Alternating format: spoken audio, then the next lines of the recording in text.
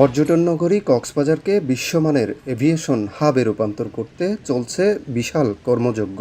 তবে অবকাঠামো উন্নয়নের পাশাপাশি বর্তমানে যাত্রী সেবার মান নিয়ে সরাসরি মতামত জানতে এই গণশুনানির আয়োজন।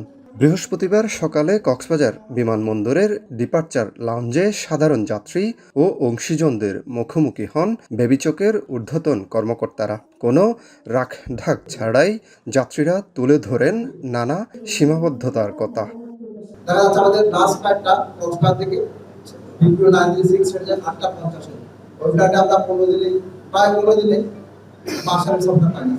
গণশুনানিতে অ্যারাইভাল লাউঞ্জে পর্যাপ্ত ছাউনি না থাকা, সিসি ক্যামেরার সার্ভার জটিলতা এবং প্রাথমিক চিকিৎসার জন্য উন্নত ফার্স্ট এইড সেন্টারের অভাব নিয়ে ক্ষোভ জানান যাত্রীরা।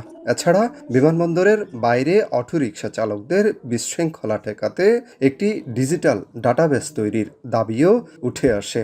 আমাদের সামনে জায়গায় আপনারা দেখছেন যে আমাদের নতুন একটা টার্মিনাল বিল্ডিং হচ্ছে, সেখানে লাগেজ বেল্ট আছে, লাগেজ বেল্ট ওখানে আছে। ওখানে আপনারা তো যেটা প্রবলেম বলেন যে লাগেজ ইয়ে থেকে নিতে হয়, সেক্ষেত্রে আমাদের লাগেজ বেল্ট আছে এবং ওখানে প্যাসেঞ্জারও মানে বৃষ্টি বলেন রোদ বৃষ্টি সেখানে।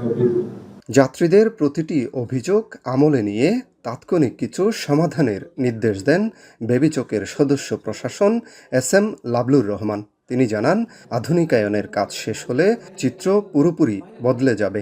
ওখানে কিন্তু আমাদের ফুল ফ্লেজের সবকিছু থাকবে, আর তারপরে যেহেতু আমাদের এটা এখন কাজ করছে না, আমি এয়ারপোর্ট ম্যানেজারকে অনুরোধ করবো জায়গাটা 1 মাসের মধ্যে অ্যাটলিস্ট ডিসপ্লেটা ঠিক হবে।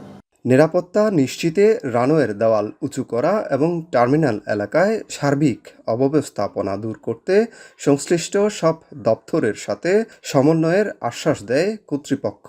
কক্সবাজারকে আঞ্চলিক এভিয়েশন হাব হিসেবে গড়ে তোলার পথে এ ধরনের সরাসরি জবাবদিহিতা স্বচ্ছতা নিশ্চিত করবে, এমনটাই প্রত্যাশা পর্যটন সংশ্লিষ্টদের।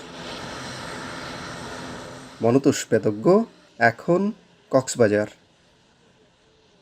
কালার এক্সপার্ট এবং ডার্ক স্যাপ সমৃদ্ধ অরিক্স অ্যাডভান্স ডিটারজেন্ট পাউডার আপনার লন্ড্রি এক্সপার্ট।